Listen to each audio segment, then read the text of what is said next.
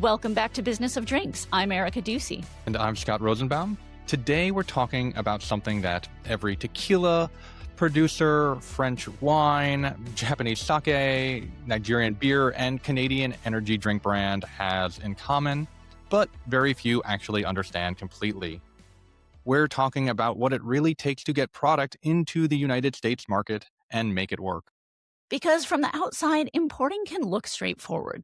You make something great overseas, you ship it over, you find a distributor, and you're in business. But in reality, what sits between great product and getting that great product on the shelf is a system that is layered, technical, and expensive to get wrong. We are talking federal permits, label approvals, production facility registrations, customs, tariffs, tax credits, and more. Multiple agencies, a true alphabet soup of acronyms, all interacting at once. And the stakes are high. One missing detail or misalignment in paperwork can hold a shipment up for weeks, and that can mean tens of thousands of dollars in fees, penalties, or lost product.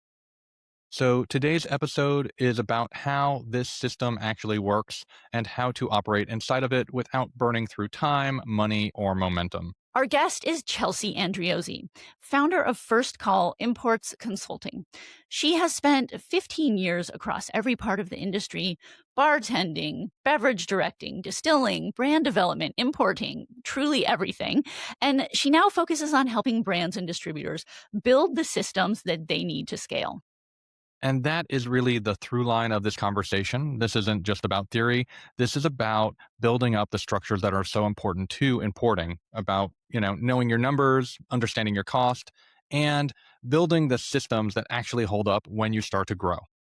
So we get into what an importer really is in the US system and why, for brands from outside the US, the role is effectively the entire foundation of the business. Chelsea walks us through the actual order of operations, what has to happen first, what can go wrong, and where brands consistently make mistakes. And some of those mistakes are surprisingly basic. Like assuming that shipping is just logistics, when in reality, it's coordination across multiple parties, each speaking a slightly different language. And if those don't line up, things stop.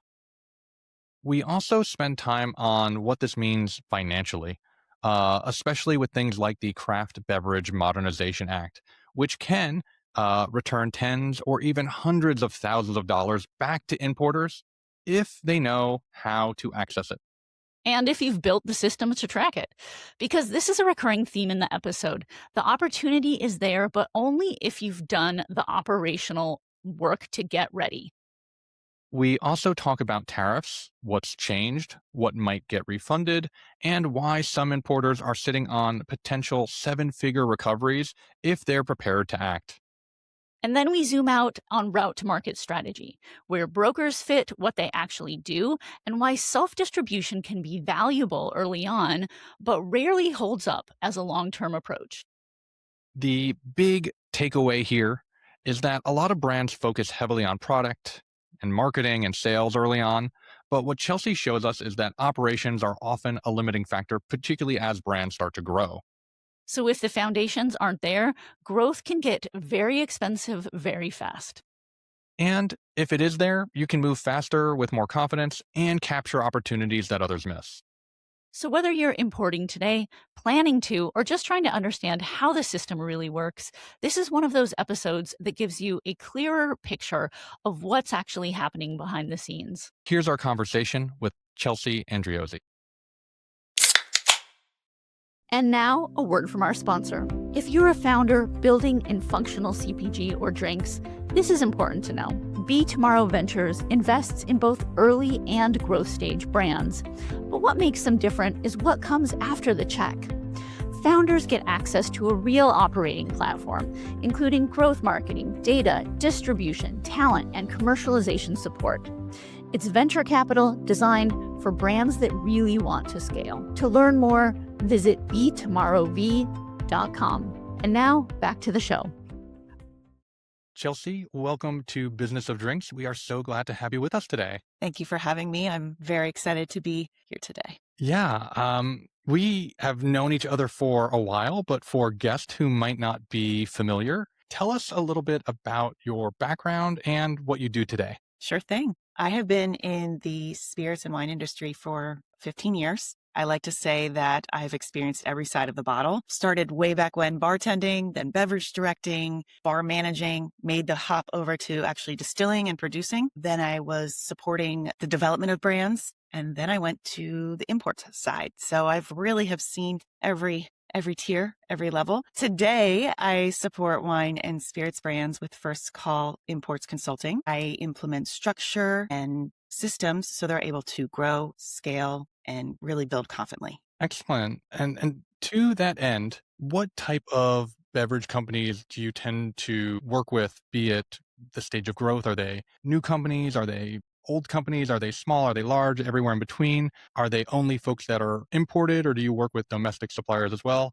Give us kind of the scope of your kind of clients. Happily, I have three big baskets of clients. I have young brands. So brand owners whom are outfitted as importers and they're working with foreign suppliers, but the product is really new. So they need to put business foundations in place as far as to know how to know their numbers, track their numbers, inventory, how frequently they need to be making batches, where they need to warehouse. Really elementary, but strong pieces of their business they need to understand and execute.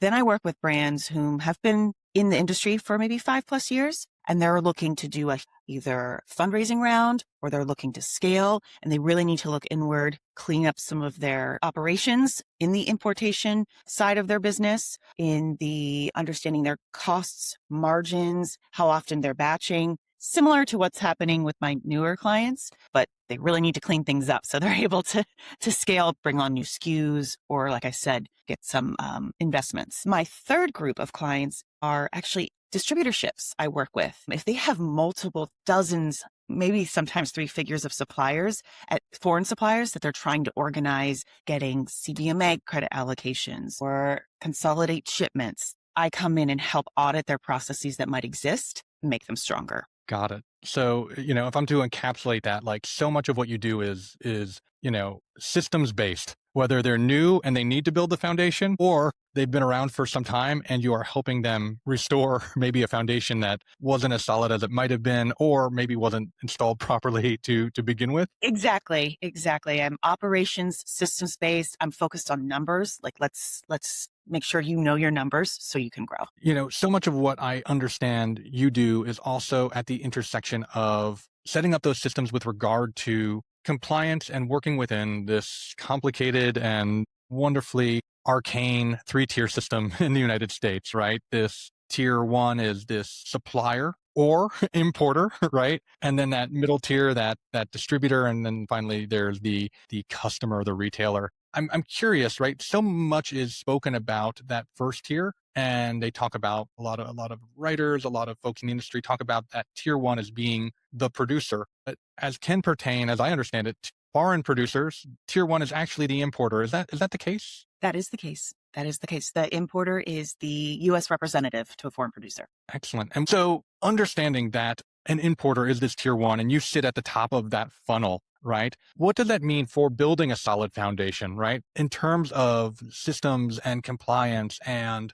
organization and licensing, where do you find yourself involved? Where are people making mistakes? Importers have the responsibility and they must do the due diligence of, like you said, compliance, operations, and costings in order to ensure that their product is being sold to that state level, to that distributorship. Some of the responsibilities that importers have to endure or take on comes at the cost of juggling many different federal level arms or federal level entities to please. What I mean by that is importers are answering to U.S. Customs. They're answering to the TTB. They're answering to the IRS, believe it or not, in a convoluted way, but the IRS is there.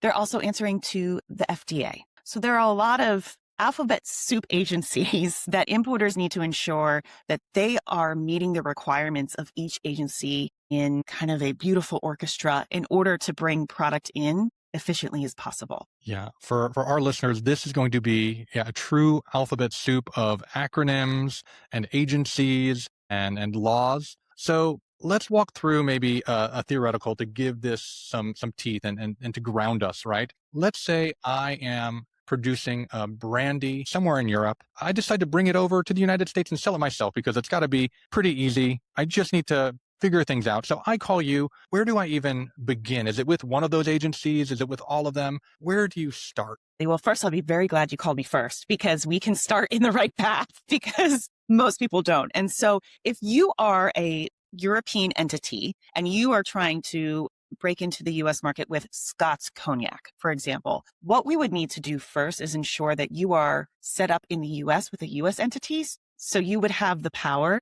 to be able to actually converse with these agencies and get approvals. They will only approve US entities. So if you were purely operating as a foreign producer and you wanted to represent yourself in the US, we'd have to get you a US branch, if you will. If that's not your option, you could be working with a US importer who is already established here and where they could be executing your needs on your behalf. Or you could go a very traditional route and that importer would purchase your product up front and then all responsibility and actions would be on them to execute and communicate with these agencies. Give us your order of operations, as it were. Absolutely. So if you were a new brand coming in to the US for the first time, first and foremost, what we're going to do is ensure that if you are a US entity that you want to establish, we're going to make sure that we talk to the TTB and we're going to get you a federal basic permit for importation. So that will allow for you to even communicate and deal with customs for when that product comes in. That's off the bat.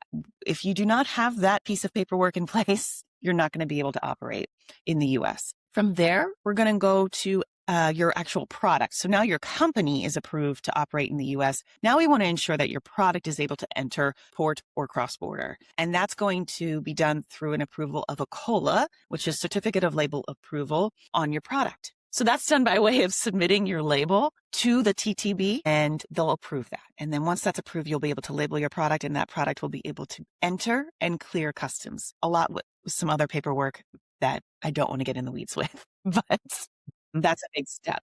Now, some COLAs will require something called a formulation, and that is because your product is not necessarily straightforward, and that's not a bad thing. If your product is not a classic, and by classic, I mean it doesn't go under any further manipulation or flavoring or coloring of a wine or a beer or a spirit.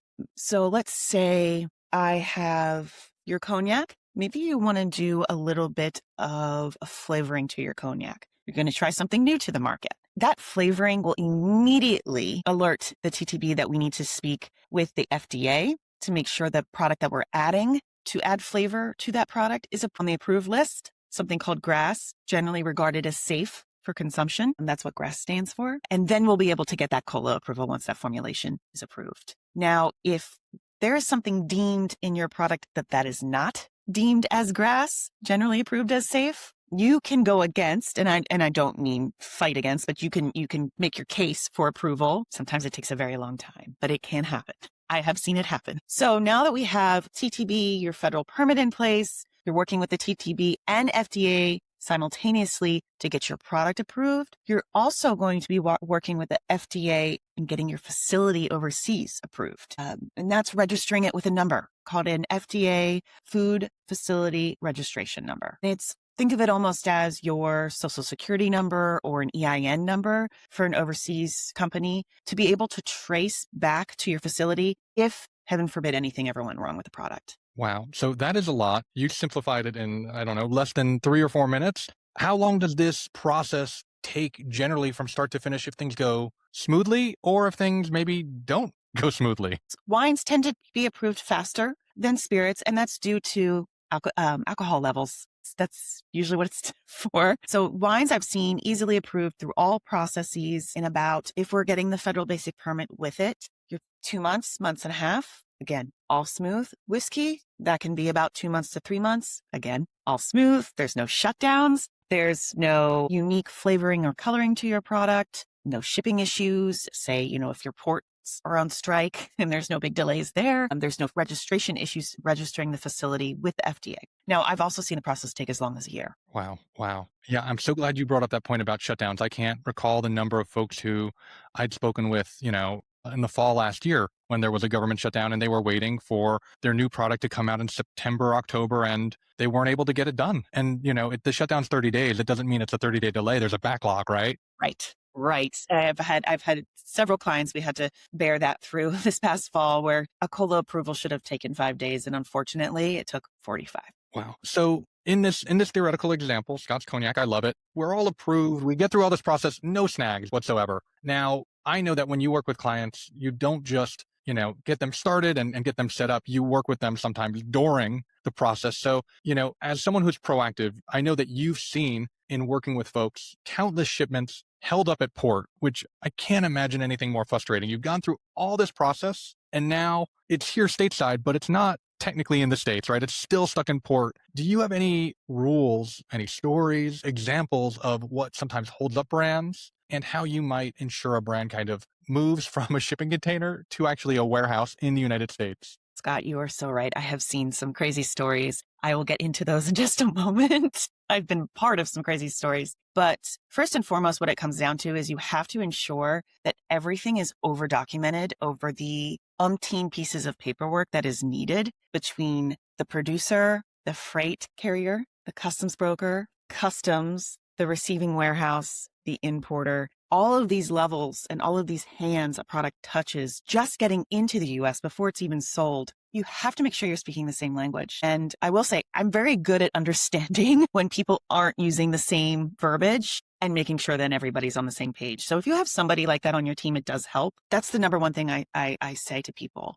When your foreign producer is producing a packing list and a commercial invoice, something that sounds very straightforward, you need to ensure that there are at least 10 things off the top of my head I can think of that are on there that you might not think about if you were selling Scott's Cognac to the wonderful pub down the street in your French village. There needs to be, FDA numbers on there, not necessarily just your federal numbers. There needs to be customs codes, commodity codes that are called HTS, and to ensure the proper taxes or tariffs apply to your product and things aren't held up that way. Yeah, I don't want to get too in the weeds with all of that, but what I'll say is make sure that everybody understands what's on the paperwork, all levels of paperwork, and make sure it says the same thing. That's the biggest rule I could say. That not happening happens a lot more than you think. The other thing I would say is lean on the experts. If you have never shipped internationally, alcohol, I highly recommend do not do it yourself the first time. Get those experts in your wings. Maybe pay a little more upfront for this first shipment so you can understand and see what's occurring. Then work out the shipping deals later when you are getting more orders and your volume is growing. Absolutely. I'm all for that. Definitely the first time, maybe the second time, lean on those experts, have them walk you through it so you understand. Yeah, it sounds like you have the kind of specialized knowledge that, I don't know, a real estate agent might have, or maybe somewhere between a real estate agent and a lawyer. But this is the type of thing that, right, like those professions, you take classes, you study. Where did you learn and come to understand how to navigate all of this complexity? I've always been one to ask questions like crazy. So a lot of question asking. Back when I started actually distilling myself years ago, I was very curious how people were procuring the product, not just distilling the product, which led me into understanding more of the supply chain, which then I led more into, okay, if this can move, why does it get held up here? If there's this law that legally, let's read about that. So I've always been one that loves to figure out puzzles and read about why things happen and how they happen. So I can speak with distillers and wine producers about their harvest and what's going on in a technical aspect with their product, if maybe they're behind in batching. But then I also, I have several US customs buddies that I talk to on the daily that probably roll their eyes when they see my number because I've read something or I see something come up and I'm like, wait a minute, so what's this law? And what's this amendment? Oh my goodness. So I just really like to understand. Yeah. I love that. That curiosity is what drives this podcast. And I'd be remiss if I didn't harken back to your mention of some crazy stories. Any anecdotes of stuff getting held up for maybe silly reasons or serious reasons that at the end it was like, that's why this happened? Yeah, I have a few. One where some people wouldn't necessarily think about, it was actually working with a champagne brand, and they wanted to change the way the product was enclosed. because they were going to add a piece of, essentially, without getting into too much detail, they wanted to make the opening experience really fun, really unique. It wasn't just going to be popping a cork. I can't get into no more details of that. However, what I would like to say is that they were hoping that they would be able to change the enclosure right in a bonded place upon import. Customs was like, absolutely not. Shut down the operation. Their product was held for months. And with that comes storage fees, fines. It was a whole disaster. And that happened because that project that owners in France had in mind wasn't clearly communicated in how that was going to be executed in the US. And then the experts weren't brought in. If the experts were told, like, this is what we want to do, obviously customs brokers and US importers would have been able to guide that project to be executed in a different way. So that's one that is things of that nature where something's trying to be tweaked. I see really big delays. Now, one of the stories I've dealt with where to this day, I'm like, I can't believe this happened. I had a client who was in the food space, the chocolate space particularly, and they started launching an RTD, but they were bringing in the RTD. It was an agave spirit, so it was coming from Mexico. And I had assisted them with the compliance sectors of what they needed in order to bring the product in.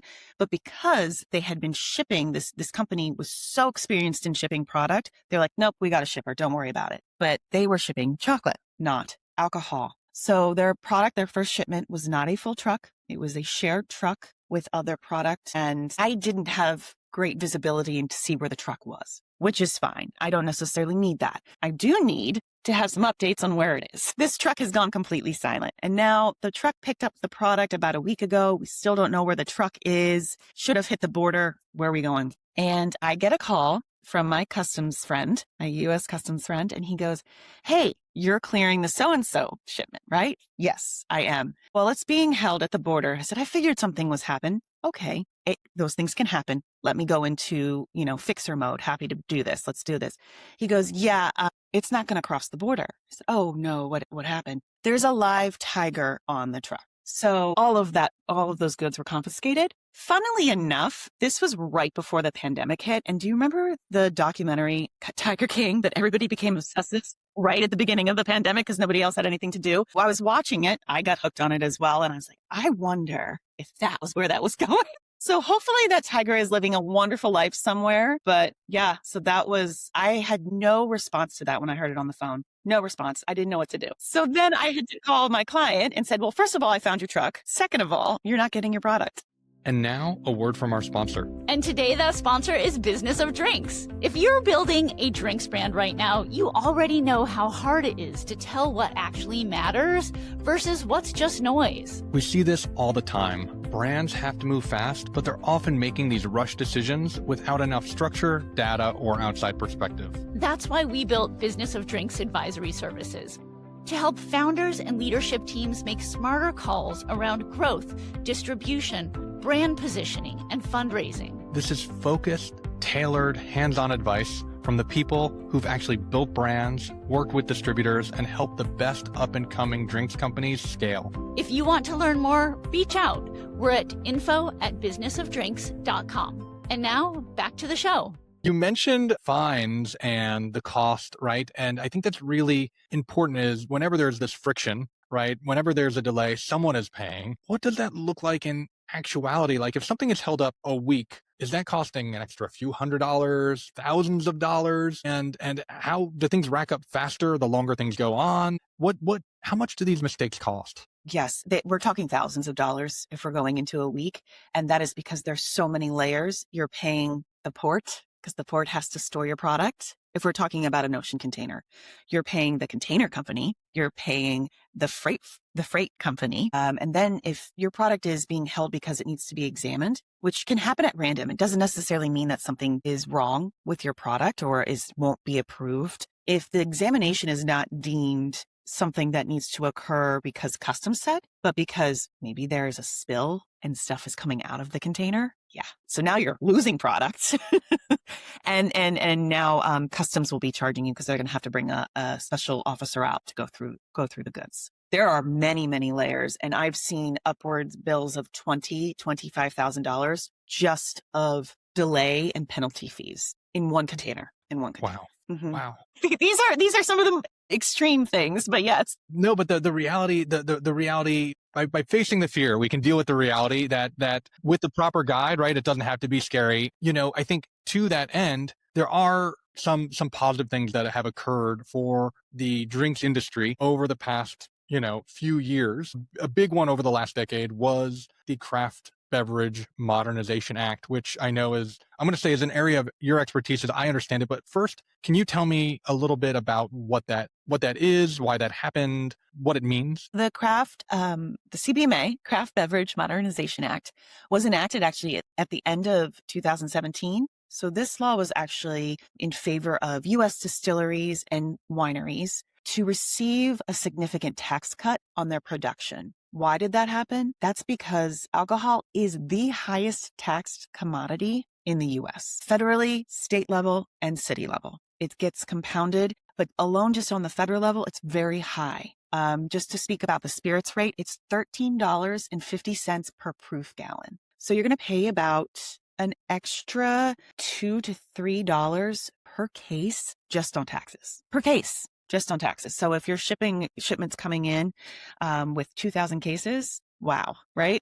Now you see that your cost of goods is really adding up quickly in the space. But I digress. The reason why this was enacted was to invigorate the craft beverage space, to enable them to give them a competitive edge against some of the bigger players in the space in the U.S. Now, it didn't only just apply to U.S. producers. It also applied to U.S. importers. Therefore, it trickles to foreign production. So foreign suppliers and U.S. importers can work together to receive the same tax break. So just to rewind, this essentially, to get back to like our first few questions, this is essentially giving the same parity between a supplier that is domestic, right, and a importer of a foreign good, right? They're getting a tax break as well if they're coordinating with their foreign supplier and working to file all the proper paperwork, if I'm not mistaken. That is correct. And there's significant breaks for both wine, for spirits, and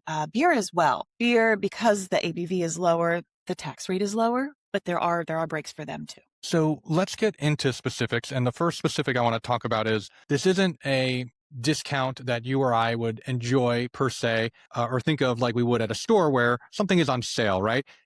As I understand, the importer pays upfront the full amount and then has to chase back that refund. Can you explain that a little? What is that process like? Yes, absolutely. It pains me to see when importers aren't taking advantage of this program, but you are correct. So importers are the ones who are responsible for filing any type of claim or refund they can get from this program. And you are correct in that they have to pay the full amount upfront once that truck crosses the border or container enters port. So, for example, a full truck of tequila, you're looking at roughly 25 to 30,000 just in taxes that are going to need to be paid on that truck coming in up front. So let's run with that example. Okay. It's about 1,000 cases, 25,000 just in taxes. That's not paying for the goods. It's not paying for the transport. Now, importers need to track that. And what they're able to do is at the end of every calendar quarter, Scott, they are able to apply through a portal that has been created by the TTB. They're able to file for those claims, for those refunds. So it's not instantaneous. If you're bringing something in January 1st with a $25,000 tax fee that you have to pay immediately, you won't receive that claim, or you won't be eligible to receive that claim until April 1st at the close of that quarter. So having all that information ready to go on that import on January 1 and being able to take action on it as soon as you can on April 1st really allows you to bring funds back into your business. It's almost like a cash flow tool to be able to then use those funds that would go back into maybe making another batch or a marketing campaign. But what you're looking at, so you pay $25,000 initially, your refund will likely be somewhere in the $20,000 range. That's a lot. That adds up. And now when you're dealing with companies who are doing dozens of shipments in one quarter, you're looking at multiple six-figure refunds. That's incredible. What does the reality of this look like when, right? This isn't a free pass per se, right? There are, as I understand, there are limits, there are caps. Who do those affect, and how should those be handled so as not to run afoul of both the letter and the spirit of the law? Love that. I will just speak towards the international lens of that. And that is the foreign supplier has the power to assign how many proof gallons or wine gallons an importer will receive that lower rate to. So this is where relationships really come into play, particularly if your foreign producer is a mass producer and producing a lot of labels. Some of the bigger distilleries in Mexico who might be exporting 12 or so brands to the US and therefore working with 12 different importers, they might not issue you enough credits to apply to all the proof gallons that you'll be importing in 1 year. So what I mean by that is maybe only 2 of your shipments will be viable for a refund because that producer is issuing credits to multiple importers. You might hit that ceiling as an importer. Another way you might hit that ceiling as an importer is you're producing over 100,000 proof gallons and importing it from Mexico because that's the max for that really big tax cut is 100,000 proof gallons within 1 calendar year. And that's for the spirits category. The wine category is different. You run into less of that if you're dealing with a producer who's only working with one importer. They're very likely to say, yep, we will issue you all these credits. And how that is done, Scott, it's all through this portal on the TTB website. And this portal is different than any type of portal that importers might be familiar with. It's not permits online. It's not colas online. It is an entirely different portal. It's a different website. Which website is that, or what does that look like? Yeah, absolutely. So the TTB website is myttb.gov. The CBMA refund portal is my.ttb.gov.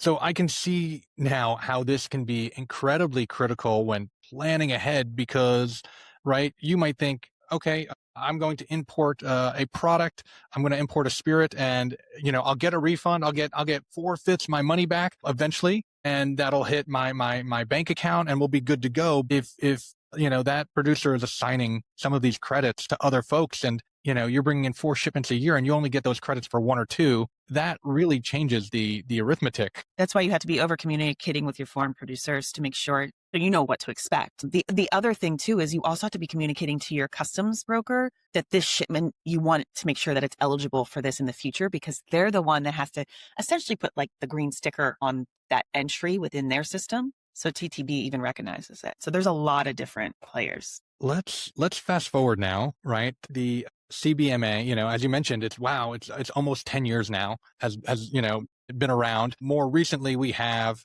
tariffs, sometimes the threat of tariffs. And then we have, right, the Supreme Court overturning the use of the International Emergency Economic Powers Act. These were tariffs that were put in place and now they're reversed. Maybe there's refunds, maybe there aren't. Can you get us caught up and grounded with what is the tariff situation when it comes to wine and spirits and what has been paid, what might be refunded? What does this mess of a situation look like? Yeah, absolutely. I'll speak to it as high level as possible so we don't get too confused. So the IPA tariffs were put in place almost about a year ago at this point, and we had a lot of shipments across all industries. Any type of commodity that was coming into the US were hit with some very high tariffs, and it was country dependent. Importers really had to pay all of those higher tariffs. They're estimating somewhere over $300 billion were accrued in this just year of fluctuations of tariffs. 300 billion. That's insane. That's absolutely insane. But so where we are today, the Supreme Court ruled in overruling the tariffs that applied in spring of last year to many alcohol imports. What that means for importers is that in theory, at some time in the near future, they will be able to receive that money back. So where we are with this is that Supreme Court has said, yes, importers, the enacting of these tariffs last year around this time was not correct and was not legal. You are entitled to these funds back. And now this ruling has been issued or sent to the Court of International Trade, and they have been tasked with figuring out how this is going to happen. And so now they are closely working with U.S. Customs in building out a refund portal. Now, initially they were saying it's going to be April 20th. There will be a portal available. That's all we have. It's not going to happen that soon. And unfortunately, it might never happen. I'm in the camp of optimism and glass half full on this because some of the updates I'm receiving from certain media outlets, they're really working hard, and they being the Court of International Trade, and U.S. Customs in building something out. So much so that like they're issuing percentages of how far they are in building certain sectors of this portal, online portal. And what's going to happen is it's going to be overloaded once it does goes live. They're anticipating over 10 million entries. Entry is a shipment. They call a shipment an entry in the customs world. So that's what a paperwork is all pushed out from one shipment is called an entry. It has an identifier number. So 10 million. The system will not be able to handle that. There's just no way. I wouldn't expect it to. And the program of which this is going to look like is going to be a refund program, not too dissimilar from how the CBMA is acting, but it's going to be in a completely different portal. And it's also going to have to deal with importers ensuring that they are set up in the ACE system, which is the system customs operates in which their broker operates in. And importers, they're not expected to operate that, but now they're going to be. So it's going to be learning two portals in one. It is going to be intense. Again, I'm trying to just stay optimistic that this will be launched and then the opportunity of getting these funds back for importers is going to be fantastic. A client I'm currently working with is set up to potentially gain 1.5 million just in tariffs back for that time that tariffs were applicable to their shipments. So this is something that I hope importers are listening to or keeping their ear to the ground and listening to and be taking action. Something importers can be doing now is making sure all of your entry paperwork to your shipments are organized. You know, you have your entry numbers that have those tariffs that applied. You have it broken out to what those tariffs were so that when it is game time, you can at least play in the game. You might not win the first game, but at least you can play. What do you advise or envision that looks like? Is that just making sure all the PDFs are scanned and organized in the proper folders, and there's an Excel sheet with all the data entered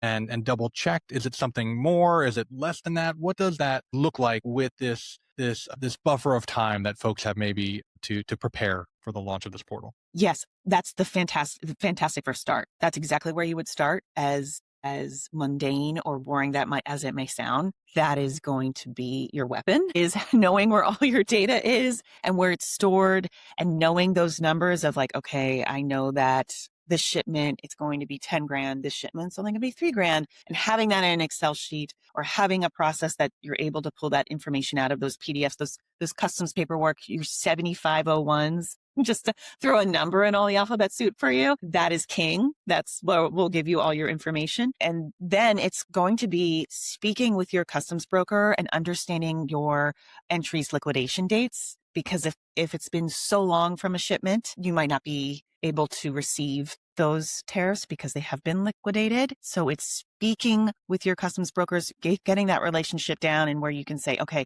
any shipment that might have been too far in the past or liquidated where we can't get those refunds, let's re-liquidate them so we can apply for that. I mean, some importers or some bigger distributors I know of that also operate as importers in-house, they've hired legal teams that they are able to file this offer. I mean, some people are outfitting whole teams to get this done when it can be done. If you're going to get a refund of more than $1 million, that sounds like it makes incredible sense. Yes. What's the feeling that you get are because of importers' relationships with their customs brokers and customs brokers having their ear to the ground? Are these conversations that are being led by the customs brokers, or do they need to be driven by suppliers and importers simply because customs brokers are overwhelmed and being asked by everybody? Yeah. First of all, customs brokers are angels on earth. They have had a very interesting couple of years with just the daily changes that have occurred as far as tariffs or any type of volume that's coming through, because the tariffs also change the volume that are coming through the borders.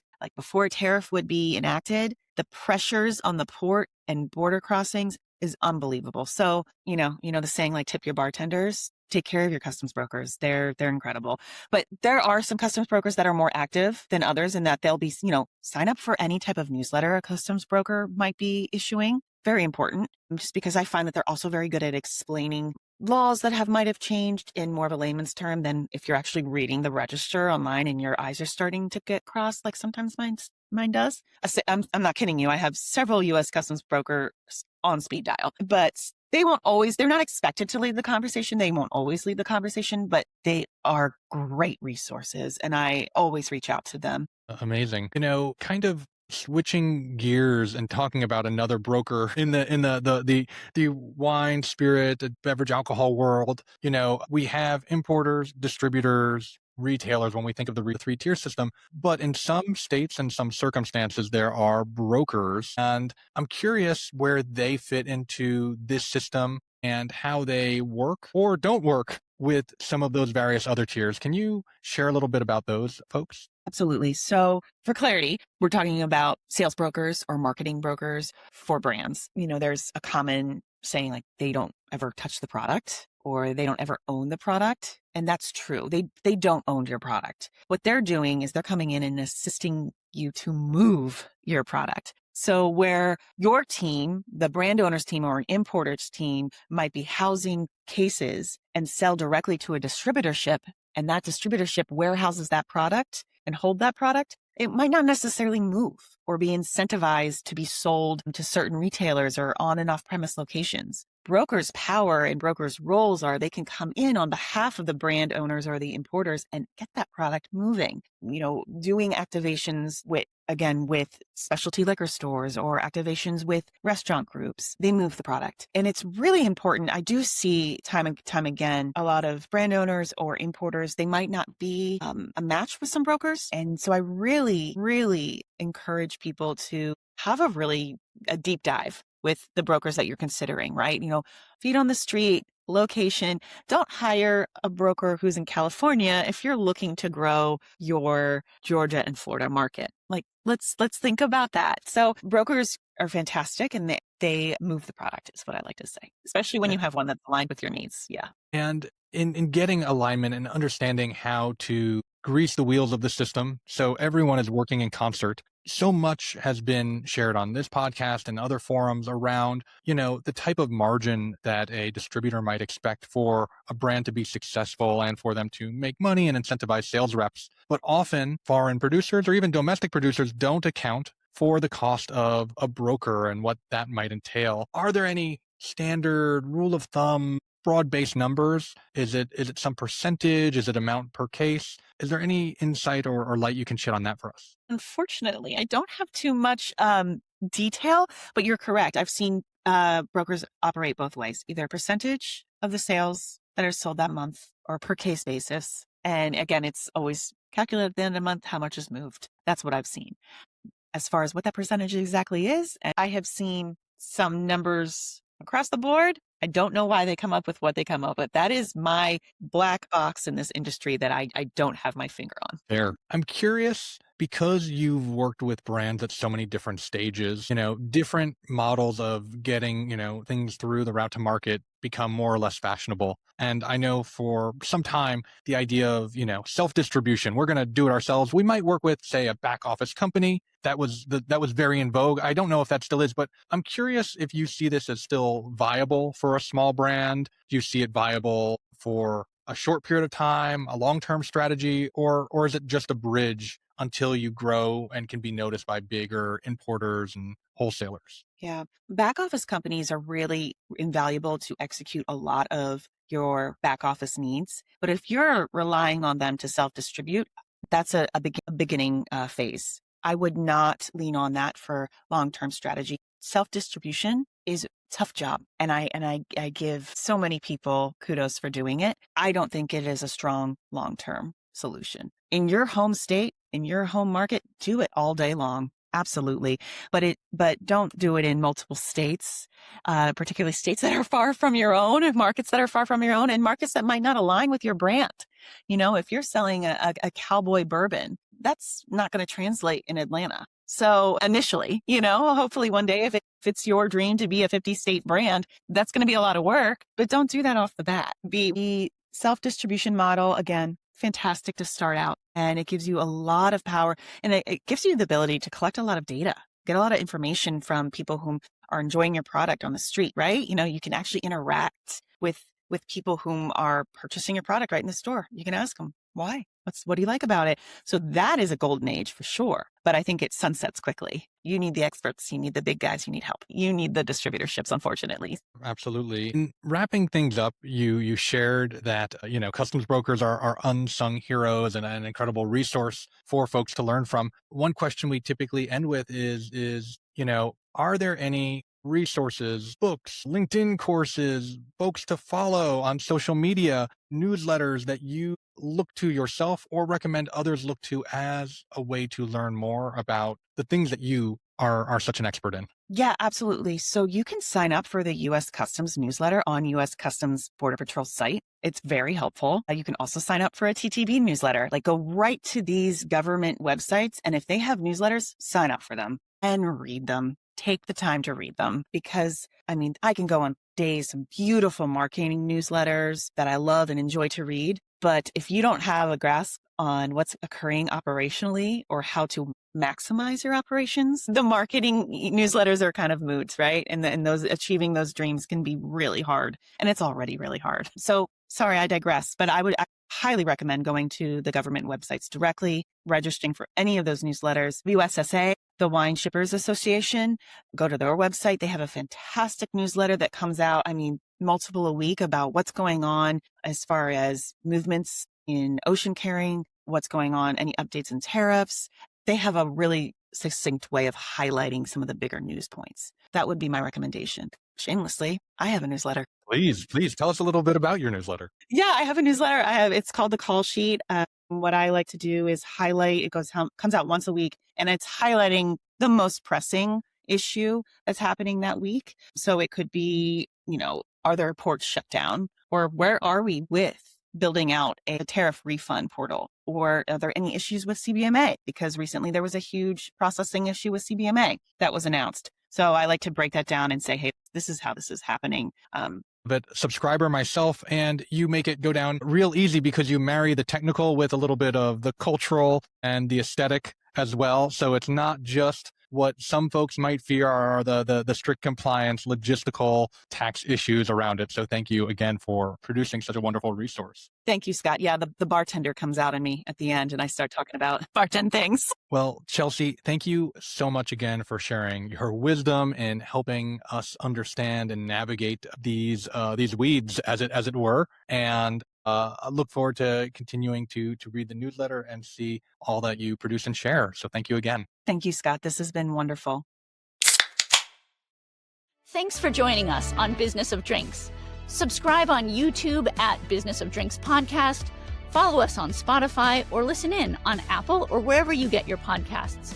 Please tap the notification button so you'll be the first to know when a new episode drops. And help us spread the word. Click those star ratings, give us a review, and share episodes or clips on your socials. It really helps us reach new listeners. Finally, if there's something that you'd like us to cover on the podcast, tell us. We're at podcast@businessofdrinks.com or reach out via Instagram or LinkedIn. We love hearing from you, and we respond to each and every message. Thanks, and see you next time.